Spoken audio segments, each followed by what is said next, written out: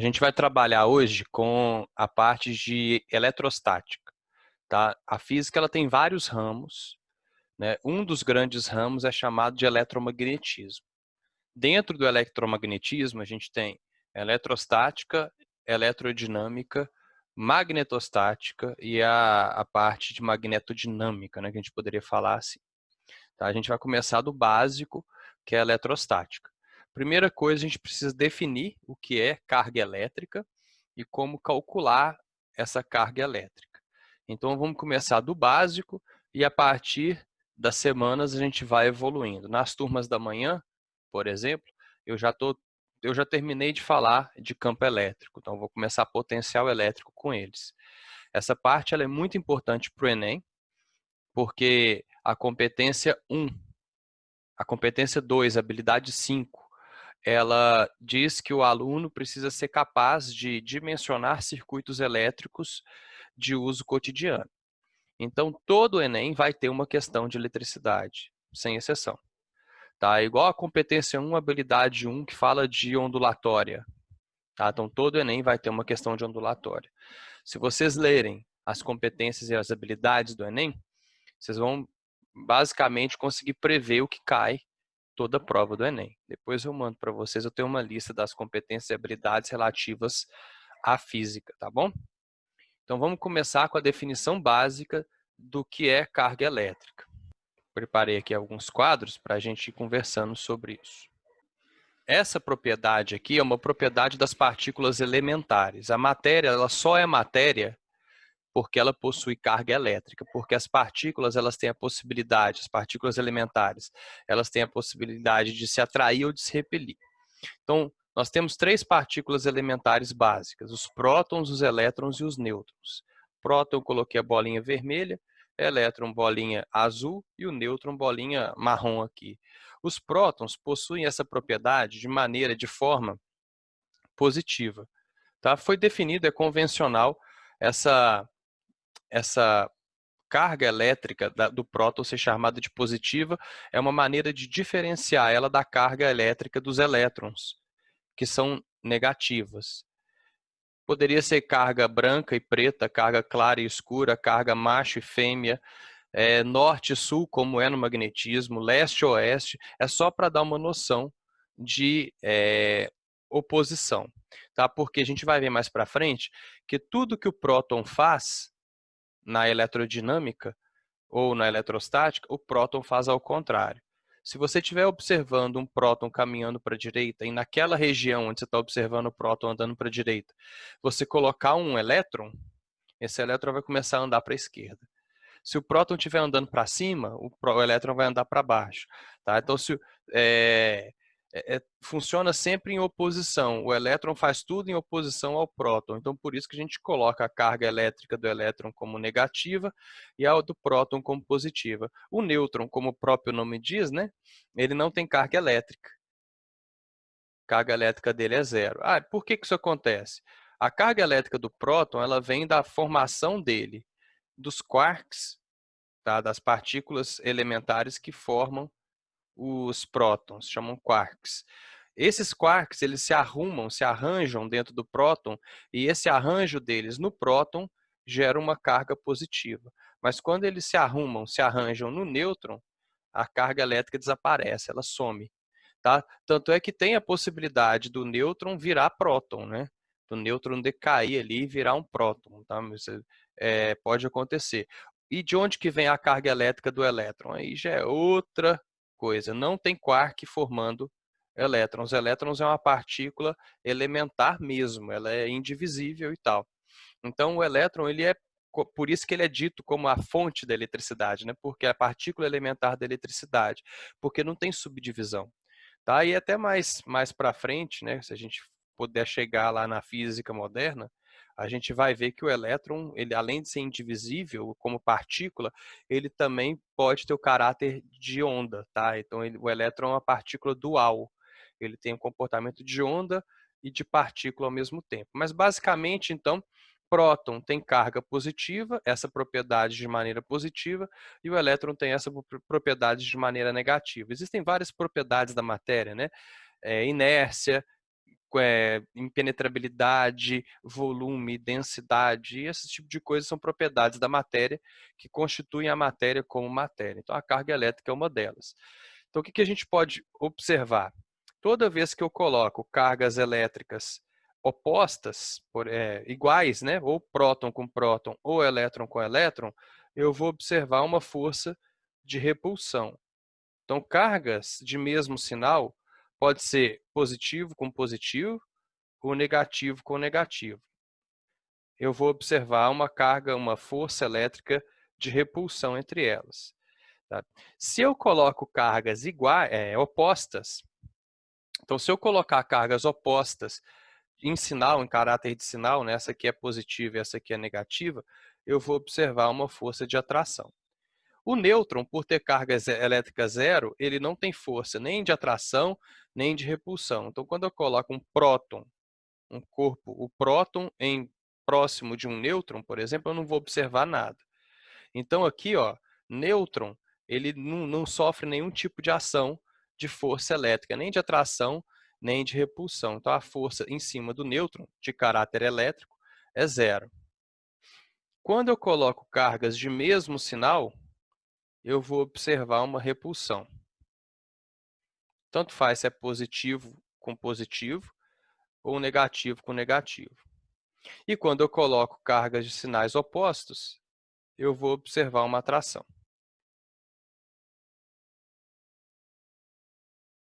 Regrinha básica, então, da eletricidade, regrinha básica da eletrostática, né? Isso aqui vale até para corpos maiores, a gente vai ver mais para frente, mas a base é isso, tá bom? Iguais repele, opostos atraem.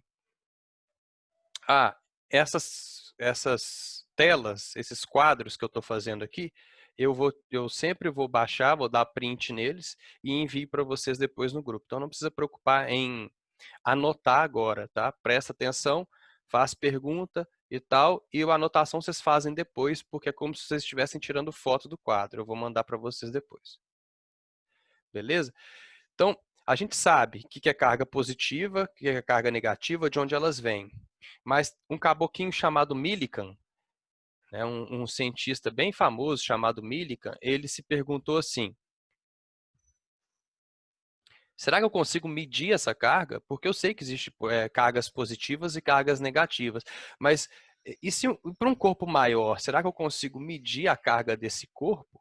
Aí ele fez um experimento, tá? Esse experimento rendeu a ele o Prêmio Nobel de Física na época, tá? E a proposta dele era a seguinte: ele colocou placas paralelas carregadas, tá? Uma placa metálica carregada positivamente e uma placa carregada negativamente. E ele pegou um borrifador de óleo e borrifou gotinhas de óleo, bem pequenininhas, entre essas duas placas. Ele começou a observar que essas gotinhas começavam a subir. Em vez de elas caírem, né, por causa do peso delas, elas começavam a subir. Umas subiam mais devagar, outras subiam mais rápido, mas elas subiam. Então ele falou assim, ó, se essas gotinhas sobem, algumas ficavam até paradas, tá? Então algumas poderiam ficar paradas, significa que a atração delas era exatamente igual ao peso delas, então elas ficavam paradas ali no espaço. Então ele observou que, ele pensou o seguinte: se elas sobem, algumas com velocidade diferente, significa que elas estão carregadas negativamente. Porque aí você pode pensar o quê? Elas estão sendo repelidas pela placa de baixo e atraídas pela placa de cima. Então, essa força de atração ou de repulsão faz com que elas subam. Tá? Então, a placa de cima e a placa de baixo estavam empurrando essas gotinhas para cima. Ele notou o seguinte: a velocidade com que essas gotinhas subiam era diretamente proporcional, ele mostrou isso matematicamente, eu não vou fazer demonstração, mas eu quero que vocês lembrem disso. A velocidade com que essas gotinhas subiam, ela era diretamente proporcional à carga delas. Como que a gente fala que é diretamente proporcional na matemática? A gente usa um símbolo, o alfa, né? Propaganda do cursinho? Não, não é propaganda do cursinho. Mas a velocidade é diretamente proporcional à carga. que significa? Que se tiver mais carga, tem mais velocidade. Se tiver menos carga, tem menos velocidade. Tá? Ele provou isso matematicamente e ele começou a calcular as cargas dessas gotinhas de acordo com a velocidade delas. Como que ele fazia isso? Ele pegava uma lupa, colocava uma lupa aqui, colocava um fundo quadriculado, tá, nessa tela, colocava um fundo quadriculado ali e uma lupa. E ele ia medindo a velocidade dessas gotinhas com essa lupa e com um cronômetrozinho. Tá? Eu fiz faculdade de física. Quem faz faculdade de física obrigatoriamente reproduz esse experimento em laboratório, porque é um experimento clássico. E a gente reproduz isso no laboratório, só que a gente faz com uma câmera que tem uma lente de aumento e a gente faz com um cronômetro digital que a gente tem hoje. O cara fez isso, tá? Quando nem tinha cronômetro digital. Era aqueles relógios antigos do seu avô que tira do bolso assim, tal, para medir. Então, para evitar erros, o que ele fazia? Ele fazia isso aqui várias e várias e várias e várias vezes. Construía várias e várias e várias tabelas. Tá? E ele começou a notar que essa velocidade, que era proporcional à carga, mostrava que as cargas dessas gotinhas, elas eram sempre múltiplas de um número. Era assim, uma gotinha podia ter uma carga que era uma vez um número x, duas vezes um número x, 15 vezes o número x, à medida que as cargas iam aumentando, significaria que as velocidades estavam aumentando também, né? Então, media a velocidade, calculava a carga, falava assim, ó, era uma vez um número, duas vezes um número, 15 vezes um número, as gotinhas mais rápidas tinham, sei lá, 321 vezes, colocando números aqui aleatórios, o mesmo número. Ele notou que sempre todas as cargas tinham em comum um máximo divisor comum entre as cargas, um MDC. Todas elas eram múltiplas inteiras de um valor. Imagina que esse valor fosse 3, tá?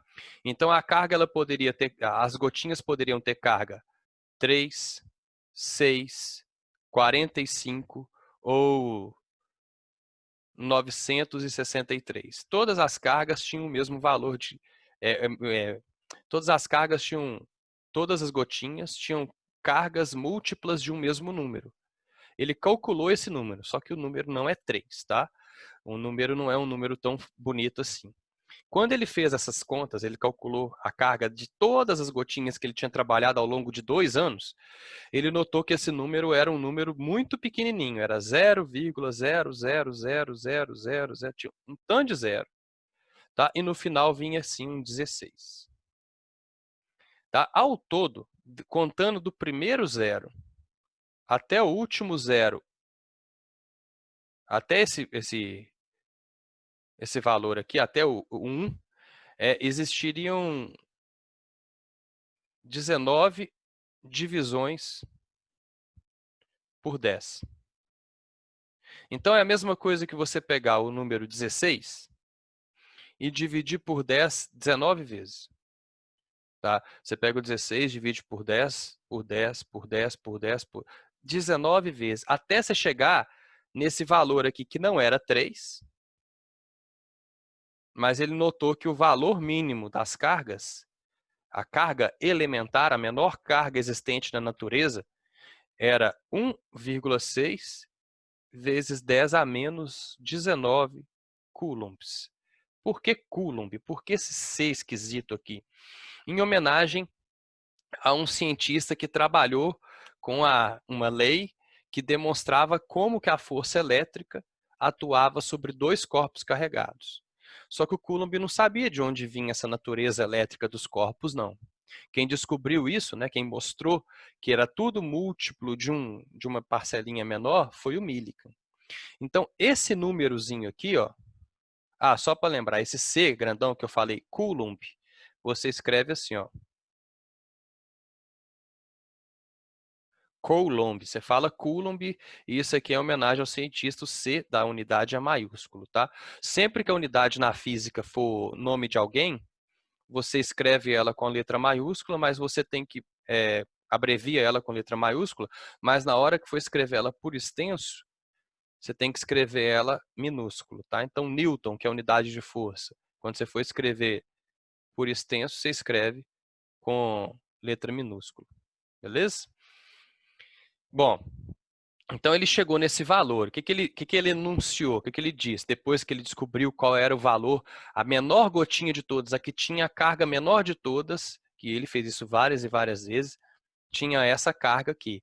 Ele, para não ter que ficar escrevendo esse número o tempo todo, ele falou que, ó, toda vez que eu escrever isso aqui, a letra E minúscula, cursiva, ela vai estar significando esse número. Físico é preguiçoso, tá? Física é a ciência da preguiça. A gente pega um fenômeno gigantesco e reduz a uma equação, uma ou duas, três equações no máximo. Então a gente sintetiza as coisas. A gente tem preguiça de ficar fazendo muita conta e tal. Então, em vez de ficar escrevendo esse número como um todo, ele substituiu esse número pela letrinha E minúscula e falou que essa é a carga elementar, a menor carga existente na natureza. E anunciou a lei dele, que é a lei da quantização de carga.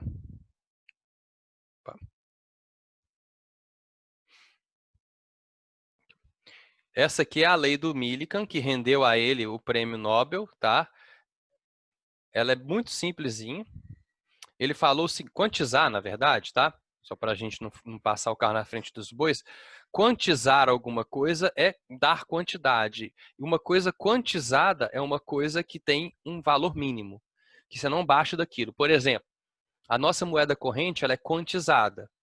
Qual que é o menor valor existente do real? É 1 centavo. Então, todo preço de qualquer produto em real, ela tem que ser múltipla inteira de 1 centavo. Teoricamente, né? Porque a gente não tem mais moedinha de 1 centavo. Então, se a gente fosse na prática, a quantização do real deveria ser múltiplos de 5 centavos. Mas aí a gente vê coisas tipo 1,99. Então, é tudo múltiplo inteiro de 1 centavo. Na eletricidade, toda carga ela é múltipla inteira desse valor aqui, que é a carga elementar. Então, o que ele escreveu é: toda carga líquida de um corpo é múltipla inteira da carga elementar. Carga líquida, o que é isso? Isso aqui não está falando com relação ao estado da matéria, não, pessoal. Tá? Não é o estado líquido da matéria, não. Carga líquida é naquele sentido que a gente tem, por exemplo, na economia, de você ter o seu valor bruto e o seu valor líquido. Tá? Então, por que a gente chamou de carga líquida? Porque, se a gente lembrar, todo corpo é constituído de prótons e elétrons. Tá? Todo próton tem carga positiva e todo elétron tem carga negativa. Tá? Não tem o próton do contra, que é carga negativa, não. Então, todo próton tem carga positiva e todo elétron tem carga negativa. E o mais interessante, o próton, a carga dele ela é mais 1,6 vezes 10 a menos 19 coulombs. O Millikan provou isso. E o elétron, a carga dele é menos 1,6 vezes 10 a menos 19 coulombs. O próton e o elétron possuem a mesma quantidade de carga, mesmo módulo de carga. Porém, o elétron tem essa carga negativa e o próton tem essa carga positiva. Tá? Então, todo corpo, vamos pensar num corpo basicão, ele tem 10 prótons e 10 elétrons. Qual que é a carga líquida dele? Zero. Não tem carga líquida. Tá? A carga líquida ela acontece quando existe um desequilíbrio de cargas. Eu tenho mais prótons do que elétrons, eu tenho menos elétrons do que prótons, eu tenho menos prótons do que elétrons. Esse desequilíbrio de cargas ele é representado aqui, ó, pela letra N. Então, esse N, que é a quantidade de elétrons, ou a diferença entre o número de elétrons e prótons, ele vai multiplicar o Ezinho. Quem é o Ezinho? O Ezinho só está aqui para a gente não ter que ficar escrevendo esse número o tempo todo. Então eu poderia escrever a lei do Millikan assim, ó, Q igual a N vezes 1,6 vezes 10 a menos 19? Poderia. Só que é muito mais fácil escrever Q igual a N vezes E, né? Muito mais tranquilo. Esse N aqui, então, ele vai simbolizar a diferença entre prótons e elétrons. Vamos abreviar? Ele é a diferença entre prótons, que o símbolo do próton é P+, vai que aparece em algum exercício, e entre os elétrons, que é o E-. Eu não gosto muito de usar essa abreviação do elétrons, não, mas eu tenho que colocar porque pode aparecer, até na química vocês usam. Por que que eu não gosto? Porque ela confunde com aquele trem ali de cima. Quando eu escrevo o E sem o menos em cima, o que que eu estou querendo dizer? Isso aqui, esse número. Se eu escrever o E com o sinalzinho em cima, eu estou querendo falar do elétron. Então, a abreviação de próton é o P+, a abreviação de elétron é menos. Então, o que que o Millikan falou? Um corpo ele só pode ter a carga líquida, carga total, que vai ser uma vez esse número, duas vezes esse número, três vezes esse número, 1 milhão de vezes esse número, tá? É igual às gotinhas que ele trabalhou. Todas as gotinhas tinham uma vez, duas vezes, era um múltiplo inteiro desse valor, né? Que ele descobriu lá, o X da questão dele, ele descobriu que era esse valor pequenininho aqui. E ele colocou isso para todo o corpo. Na natureza, toda carga, se um corpo possui carga. Ah, essa caneta minha aqui, ó, que eu estou usando para escrever, ela está carregada positivamente. Então, a carga dela é N vezes esse valor aqui. Eu posso até calcular o N, a gente vai calcular, aprender a calcular o N. Mas é N vezes esse valor. Eu nunca vou ter uma carga que é 1,5 esse valor. Ou 1,23 vezes esse valor. Ah, essa carga de um corpo é 23,47 vezes a carga elementar. Não pode. Por quê? Esse N aqui, ele é um número natural. Ele pertence àquele conjunto dos números naturais. Ele é 1, 2, 3, 4, 5, 6. Se ele for zero, quer dizer que não tem diferença entre prótons e elétrons. Qual que é a carga líquida do corpo? Zero. Tá?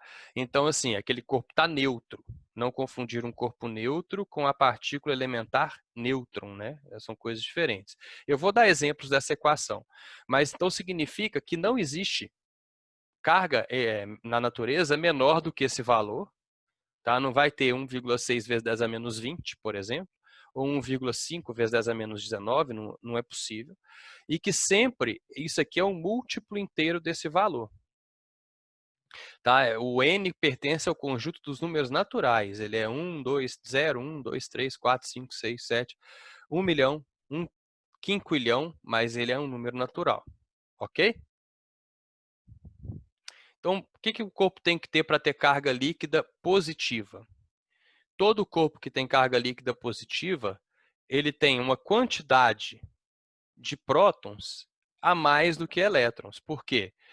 Para ter carga, um saldo, um balanço de cargas positivas, na hora que eu contar a quantidade de prótons e elétrons, eu vou ver que tem mais prótons do que elétron. Então, tem mais próton que elétron. Aí, na hora que eu fizer a diferença, eu vou achar, tem 20 prótons a mais do que elétrons. Então esse corpo tem carga positiva. Então, para ter carga líquida positiva, o número de prótons tem que ser maior do que o número de elétrons. E essa quantidade, o quão maior isso é um número inteiro, lembra disso. Para ele ter carga negativa, ele tem que ter recebido elétron de alguém. Tá? Por quê? Ah, mas ele não poderia ter perdido próton, não? Não, não tem como perder próton, né? Por quê? A nossa estrutura atômica, né, tem um núcleozinho e o elétron girando em volta, não é? Esse é o modelo atômico que a gente usa para explicar para os alunos do segundo grau. Não tem como eu ir lá no núcleo, tirar um próton e falar, ah, esse corpo agora está negativo, porque eu tirei um próton dele, ele ficou negativo. Não, não tem jeito. A única coisa que você pode fazer é tirar elétrons, por exemplo, quando um corpo está positivamente carregado, ou que tem um número de prótons maior do que o número de elétrons, significa que ele perdeu elétrons. Se ele perde elétrons, ele fica com mais prótons, né? E aí a carga dele é positiva. Agora, para um cara ter carga negativa, ele tem que ter ganhado elétrons. A gente vai ver na aula que vem os processos para ganhar ou perder elétrons, tá? Então aqui, ó, se um corpo tem carga líquida negativa, quer dizer que ele ganhou elétrons. Beleza? E aí a quantidade de elétrons dele, número de elétrons, ficou maior que o número de prótons. E o cara que tem carga líquida nula, o que que é isso? É o natural. É o que a natureza nos proporciona aqui e agora. Você está aí no seu quarto, tudo que está no seu quarto, que não está ligado na tomada, e que você não fez nada com ele, não atritou, não entrou em contato com outra coisa, não induziu, que são os processos que a gente vai ver na aula que vem, tudo que a natureza nos fornece é neutro, é nulo, tem carga líquida nula, é um corpo neutro. Tá? Então isso aqui ó, é o natural. Se você não tiver feito nada com o corpo, ele está neutro. O número de elétrons dele, isso é o natural. O número de elétrons dele é igual ao número de prótons. Então, se um exercício falar assim, uma esfera metálica é atritada com outro corpo, não falou nada, ela está neutra, porque o corpo, quando você pega ele, não fez nada com ele, ele está neutro. Tá bom? E algumas coisinhas que podem aparecer quando a gente calcular a carga de um corpo. Por exemplo, milicoulomb. Às vezes, a carga de um corpo pode vir escrita assim, um corpo tem 2 milicoulombs de carga. Então, a gente lê milicoulomb, é a milésima parte do coulomb. O que é milicoulomb? É 10 a menos 3 coulombs. Então, se um corpo tem 2 milicoulombs de carga, ele vai ter 2 vezes 10 a menos 3 coulombs de carga. Se o corpo vier assim, microcoulomb, esse Uzinho aqui, ó, é uma letrinha chamada Mi. Parece um U misturado com um M, tá? É o microcoulomb. Aí o corpo vai estar lá assim com menos 4 microcoulombs de carga. Significa que ele ganhou uma certa quantidade de elétrons, tá? O micro, sempre que aparecer esse Mzinho aqui, ele vai valer 10 elevado a menos 6. Deixa eu desabilitar aqui, que se vocês encostarem na tela aí, vocês escrevem, né? Então, micro é 10 elevado a menos 6. Isso aqui, gente, você pode decorar para Coulomb e tal, mas toda vez que aparecer um M antes de uma unidade maiúscula, aquele M significa 10 a menos 3.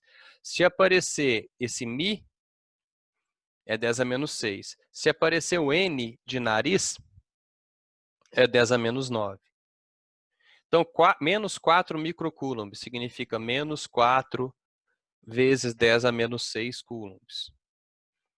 Se ele tivesse lá assim, menos 2 nanocoulombs, aí você lembra que nano é 10 a menos 9 e coloca menos 2 vezes 10 a menos 9 coulombs de carga.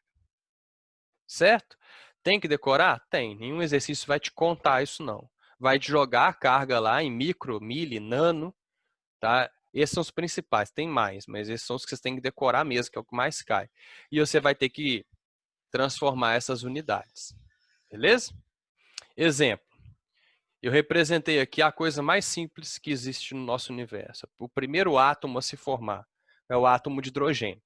Então, por que ele é o mais simples? Porque ele simplesmente, no primeiro momento em que um próton chegou perto de um elétron, e eles se atraem porque eles têm cargas opostas, e o elétron começou a orbitar o próton, formou-se o primeiro átomo de hidrogênio. Tá? Então, isso aqui, ele é o pai de todos os átomos.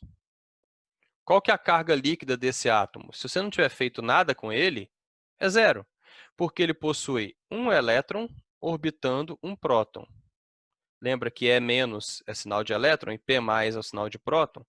Se eu fosse calcular a carga líquida dele, qual que é a carga líquida? Q. A gente usa o Q para carga, né? É a carga de um elétron mais a carga de um próton. E lembrando que, ó, o próton tem mais 1,6 vezes 10 a menos 19. O elétron tem menos 1,6 vezes 10 a menos 19. Se eu somo esses dois números, mais 1,6 com menos 1,6, a carga líquida dele é zero.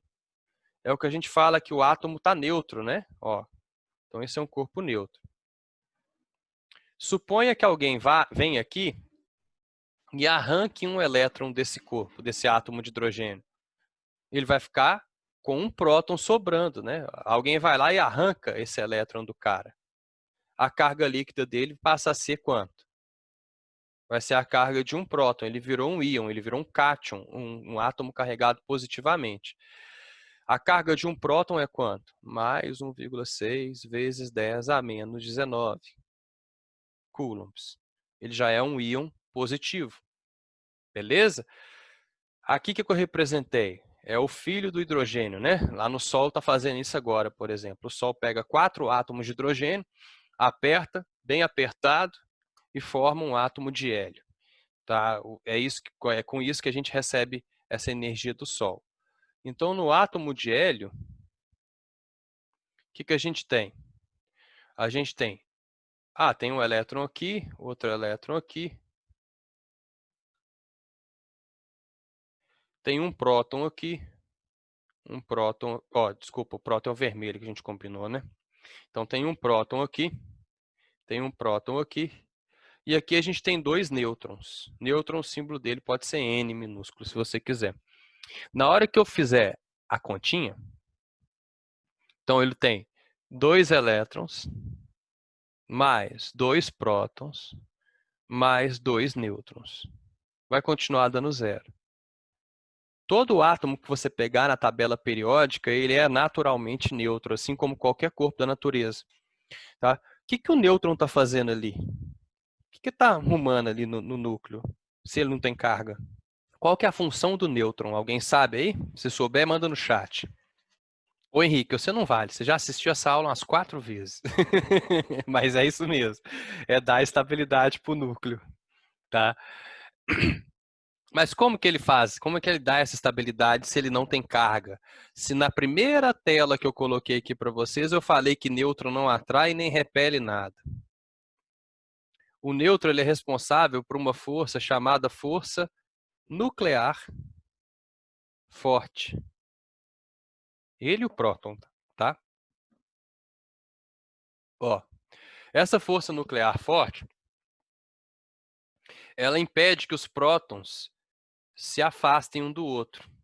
Porque a tendência dos prótons, como eles ambos têm carga positiva, a tendência deles era se repelir. O que o nêutron faz? Segura eles ali. Mas essa força nuclear forte, que vem do nêutron, ela não é de caráter elétrico, ela é de caráter nuclear. É outra coisa que existe na física. Então, de curiosidade, na física existem 4 forças. Tá? O sonho de todo físico é unificar elas numa só. Força gravitacional, força eletromagnética, que no segundo grau a gente divide em força elétrica e força magnética, mas na natureza ela aparece como uma só.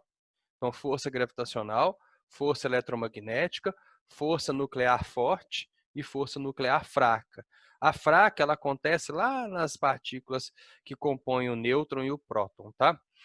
Então, o nêutron está ali só para estabilizar o núcleo.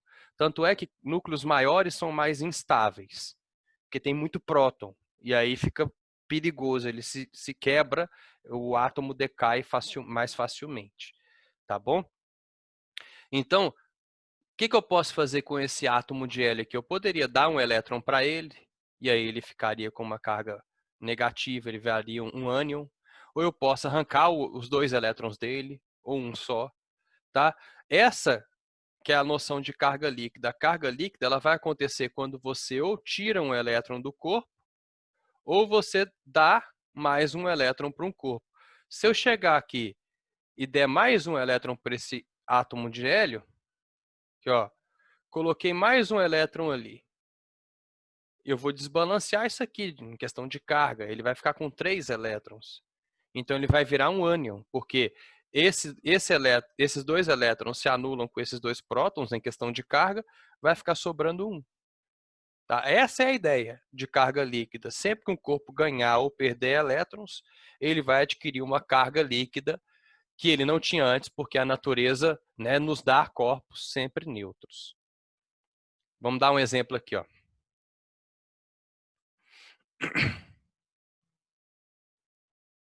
Exemplo 1. Quantos elétrons um corpo deve ou ganhar ou perder para adquirir carga líquida de 1 coulomb? Se eu não coloquei nada aqui, significa que esse corpo é positivo.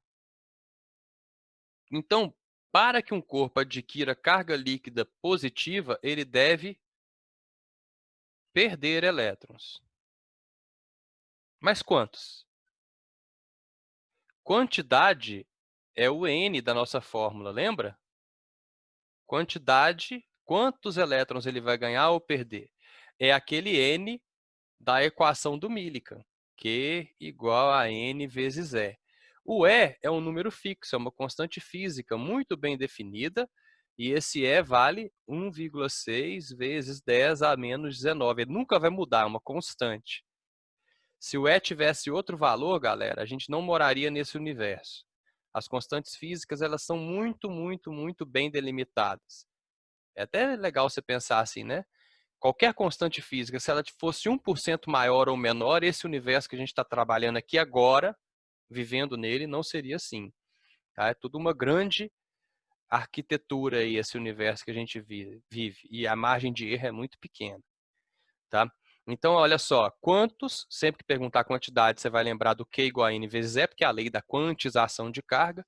Um corpo deve perder, por que ele tem que perder? Porque ele tem que ficar com carga positiva, para adquirir carga líquida de 1 coulomb. Então, a gente vai lá e substitui. Q igual a N vezes E. O que eu sei? Bom, eu sei quanto vale o E. E sei quanto vale o Q, porque foi dado pelo problema. Então, vai ficar assim, ó, 1 igual a N vezes 1,6 vezes 10 a menos 19. Bom, eu tenho que calcular quanto que o N vale. Para fazer isso, eu tenho que isolar ele. Então, eu vou pegar esse termo e vou passar ele para o lado esquerdo da equação, invertendo a operação que ele estiver fazendo. Como ele está multiplicando aqui, ó, ele está multiplicando o N, ele vai passar dividindo. Então, vai ficar 1 dividido por 1,6 vezes 10 a menos 19 é igual a N. Ai, como é que eu faço essa conta, Abud? Se você tiver dúvidas, dificuldade em fazer conta com potências de 10 e tal, eu tenho algumas sequências de aulas lá no meu canal do YouTube, fazer um merchandise aqui para vocês. Eu estou subindo os vídeos lá, não sei se vocês viram, né? Mas não é monetizado, não, então não estou ganhando dinheiro nenhum. Então tá dando trabalho para caramba, mas compensa. Ó, youtube.com/Tulio Abud. Vai lá e assiste essas videoaulas minhas sobre potências de 10, algarismo significativo, ordem de grandeza, eu mando o link para vocês, tá?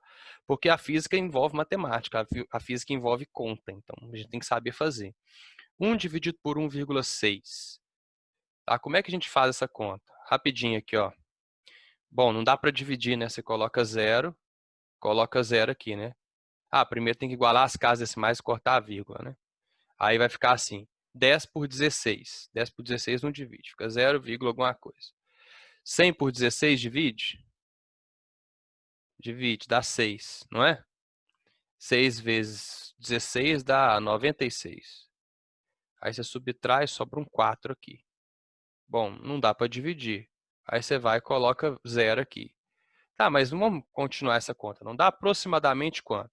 0,6. O que interessa é aqui, ó, essa potência de 10, ela está no denominador da minha conta. Quando eu fizer essa conta, ela vai lá para cima trocando o sinal. Então, vai ficar a mais 19. 0,6 vezes 10 elevado a 19. Ou, aproximadamente 6 vezes 10. Vamos colocar o sinal de aproximadamente, né? Já que a gente está só para ganhar tempo. 6 vezes 10 elevado a 18 elétrons. Se o carinha perder 6 vezes 10 a 18 elétrons, ele vai ficar, no final das contas, com uma carga de 1 coulomb, né? É muito pouco, né? 1 coulomb a gente já... Ah, 1 coulomb é pouco, não? 1 coulomb é uma quantidade grande de carga. Por isso que a gente trabalha com mili, micro, nano, porque 1 coulomb é muita coisa. E se fosse menos 1 coulomb? O que ia mudar? A quantidade de elétrons seria a mesma. Só que em vez de perder esses elétrons, ele deveria o quê? Ganhar. Para adquirir uma carga de menos 1 coulomb, ele deveria ganhar aproximadamente 6 vezes 10 a 18 elétrons. Só mudaria isso. É ganhando ou perdendo elétrons que você adquire carga líquida. Tá bom? Alguma dúvida nesse exemplo? Nosso tempo está acabando. Exemplo 2, então. Ao atritarmos dois objetos quaisquer, A e B, o objeto A perde 1 trilhão de elétrons para o objeto B. Qual a carga líquida de cada um ao final do atrito? Então, imagina que você tem aqui um objeto A qualquer e aqui você tem um objeto B. Você raspa um no outro. Você pode tentar fazer isso aí na sua casa.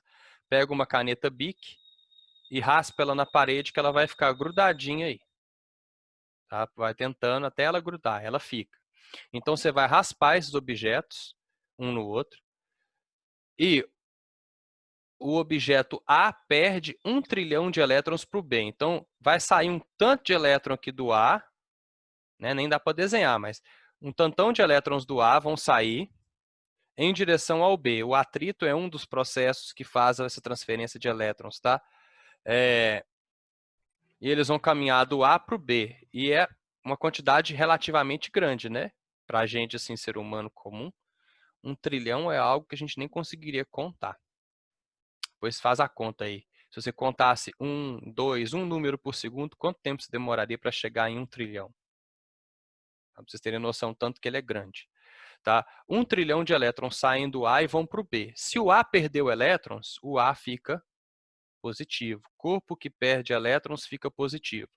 Se o B recebeu elétrons, o B fica negativo. O A perdeu 1 trilhão de elétrons para o B. Você concorda que a quantidade de carga dos dois vai ser a mesma? Quantidade é N vezes E. Se eu fizer essa conta para o A, eu vou fazer 1 trilhão vezes E. E eu vou colocar o sinal de mais, porque eu sei que o A ficou positivo. Se eu fizer a conta para o B, eu vou fazer a mesma conta, 1 trilhão vezes E. E vou colocar o sinal de menos no final, porque o B recebeu elétrons. Quanto que é 1 trilhão em números? 1 trilhão. Se fosse 1000, era 10 a 3, não é 1000. Milhão é 10 a 6, não é. Bilhão é 10 a 9, também não é. Ah, então trilhão é 1 vezes 10 a 12. Isso aqui é o meu N, que é a quantidade de elétrons que eu ganhei ou que eu recebi, ou que eu perdi. Tá? Então, a quantidade de carga, a carga líquida que eu vou ter é 1 vezes 10 a 12, vezes a preguiça da física aqui, de colocar uma letra simbolizando um número, que é 1,6 vezes 10 a menos 19 coulombs. Então, você coloca lá 1,6 vezes 10 a menos 19. Faz a sua continha. 1 vezes 1,6, 1,6. 10 a 12 com 10 a menos 19 dá 10 a menos 7 coulombs. O objeto A, que perdeu elétrons, vai ficar com mais 1,6 vezes 10 a menos 7 coulombs. O objeto B, que recebeu esses elétrons, vai ficar com menos 1,6 vezes 10 a menos 7 coulombs. Olha só, a soma das duas cargas dá zero. Por quê? Porque quando eu peguei os dois objetos e comecei o atrito, qual que era a carga deles? Zero. Eu não posso criar nem perder carga na natureza. Lei da conservação de carga, que vocês aprendem muito na química, o tempo todo, para balancear equação. Então, se no começo o A estava neutro e o B também estava neutro, né, no final, a carga total tem que ser zero. A hora que eu somar as duas, vai dar zero. Tá? Então, respectivamente, por ter perdido 1 trilhão de elétrons, o A ficou com carga positiva. E o B, por ter ganhado 1 trilhão de elétrons, ficou com essa carga aqui negativa. Tranquilo? Alguma dúvida aí para a gente fechar a nossa aula de hoje? Um abraço para vocês aí. Boa quarentena. Até mais, pessoal.